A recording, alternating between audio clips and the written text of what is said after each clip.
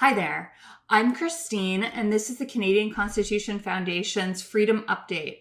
Today, I want to give you a critical update about one of the most important cases that we're working on at the Canadian Constitution Foundation, which is our legal challenge to the Trudeau government's invocation of the Emergencies Act, and our battle to access documents that the Trudeau government wants to keep secret. And at the end of the video, I also want to share with you a really important update about the Emergencies Act inquiry.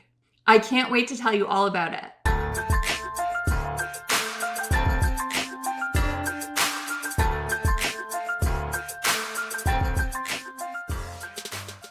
If you're new here, welcome. My name is Christine, and I'm a litigation director for the Canadian Constitution Foundation, a legal charity that fights for fundamental freedoms in Canada. I upload regular videos about our ongoing cases and about other interesting developments in constitutional law in Canada. So if that sounds like something you'd be interested in, please hit like and subscribe below. It really helps my videos out a lot. And please remember that these videos are for your information purposes only. They are not legal advice. If you have your own legal question or problem, please consult your own lawyer. So the exciting news that I want to share with you today is that the Trudeau government has agreed to disclose some of the documents that they previously said needed to be secret. These are documents that are supposed to explain whether the government had any justification for invoking the Emergencies Act. The government's decision to release these documents is a direct result of the pressure that we've been putting on the government. We have brought a legal challenge, a judicial review at the federal court, challenging the government's invocation of the Emergencies Act, and we brought a motion seeking to access those documents, something that the government has been fighting us up until now. But as a result of consistent pressure from the Canadian Constitution Foundation and from the public, from the Rouleau Commission, that's the federal inquiry, and from other liberty-oriented organizations, as a result of all that pressure, the government has now agreed to provide those important documents that they previously claimed needed to be kept secret. Our team of lawyers at the Canadian Constitution Foundation is going to be reviewing these newly obtained documents to determine if the government has disclosed everything that is necessary.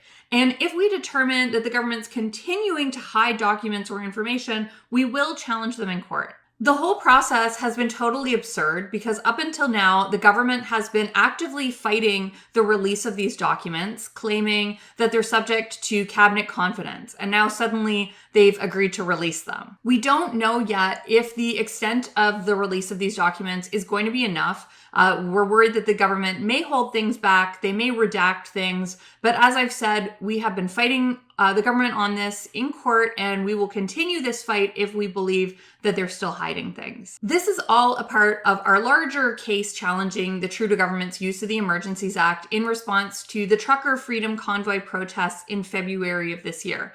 As a legal charity dedicated to fighting for fundamental rights and freedoms of Canadians, we have taken the historic invocation of that Emergencies Act extremely seriously. The Emergencies Act gives Cabinet broad powers to enact orders and create new criminal laws, which the government actually did do. And any use of that piece of extraordinary legislation needs to be really carefully scrutinized, including by the courts. So kind of regardless of what anyone thinks of the purpose of the Freedom Convoy or how they conducted themselves, the criteria of the Emergencies Act was not met by that protest. The legislation should never have been invoked. This is special legislation used in times of war, in times of terrorist attacks, not because of a protest in a small area of downtown Ottawa in front of Parliament Hill. In our view, the federal government's decision to invoke that legislation was entirely political, and that's wrong.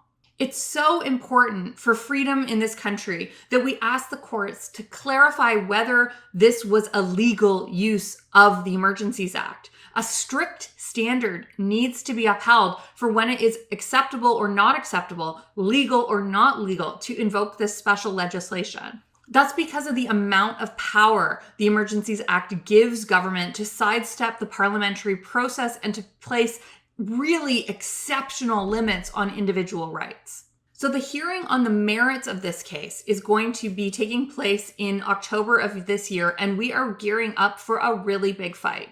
I previously told you in one of these videos updates that we would be having a hearing about accessing the secret documents that was scheduled for July 5th. But now that the government has agreed to let us look at those documents. We've adjourned that hearing, so we're going to review those documents, see if there's anything else needed, and if necessary, we will bring another motion to compel the government to disclose more information. Now, I said I have two pieces of news, and this is the other piece I wanted to share with you, and it's about the Trudeau Commission itself.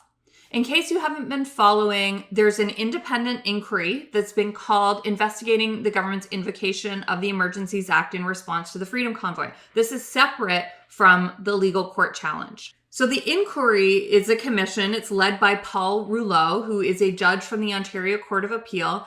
And so sometimes people will refer to this inquiry as the Rouleau Commission. It's important to remember, though, that this inquiry that was called by the government itself isn't because the government is somehow self-reflective or they believe in accountability. It's required by law for the government to call this inquiry after they have invoked the Emergencies Act. So I'm wondering, do you think the Trudeau government would have called for an inquiry if they weren't required to by law? Let me know what you think in the comments below. I don't think that they would have called an inquiry unless they were absolutely mandated to by law. But let me know what you think in the comments below. And the news I want to bring you today is that the Rouleau Commission has announced who has been granted standing to participate in the inquiry. And the really exciting news is that we at the Canadian Constitution Foundation have been granted standing to participate.